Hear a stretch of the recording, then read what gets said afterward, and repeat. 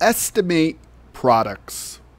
Here in 4th grade, we are going to start stringing together a few of the skills that students have learned.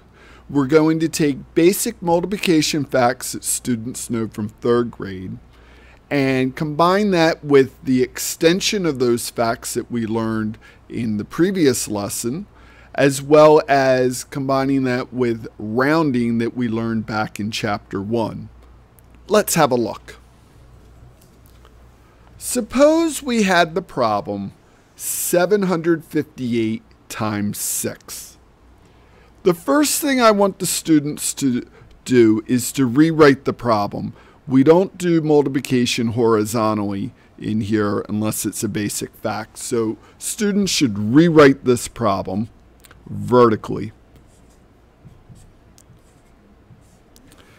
Now today we will not be solving for the actual answer. That's coming up, but we have not learned that skill yet. What we want to do is to estimate what the product will be, the product being the answer to a multiplication problem. Again, back in Chapter 1, we learned how to round. And the rule is, unless we are told which place to round to, we will round to the largest place value. And in 758, that would be to the hundreds place. We take a look at the number right before that. That's the 5. We use an arrow off to the right to indicate that this will be a rounded number.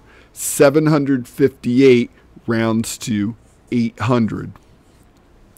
Now we do not round the other factor, the 6 in this case. By rounding, we're getting zeros, and we'll end up with a basic fact here that we can solve. 800 times 6.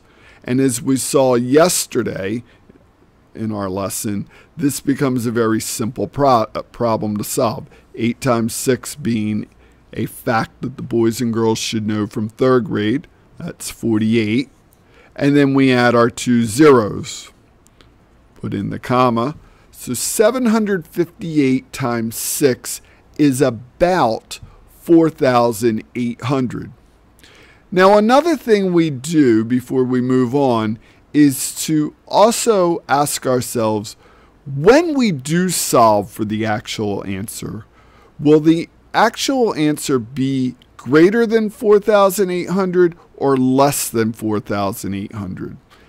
And what the boys and girls should be able to tell us is that the answer will be less than. Since 758 is less than 800, which is what we rounded to, this estimate we have, 4,800, is a little bit larger than what our actual answer will be. It'll be close, but not quite 4,800. We have another type of problem, or it's really not a different type of problem, it's a different set of directions. Find two numbers the exact answer is between. And again, we're going to rewrite this problem vertically. And we want to round 461 to the largest place value, which will be the hundreds place. We look at the 6, and that would round up to 500. 500 times 3 gets us to a basic fact. 5 times 3 is 15 with 2 zeros. So that would be just like what we did on the previous problem. For this set of directions, we also want to find what this number 461 would be is if we rounded down. So 461, if we rounded down, would be 400.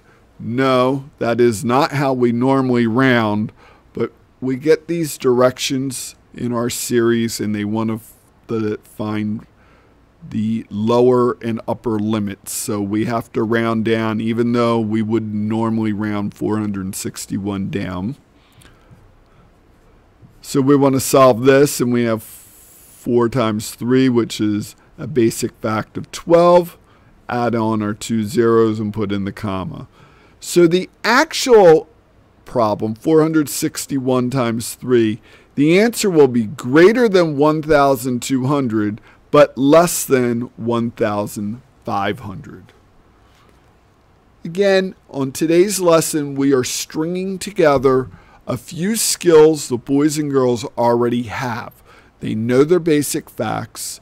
They know how to extend those facts. They also know how to round numbers. And we're putting those 3 skills together into one problem. This is how we estimate products in 4th grade.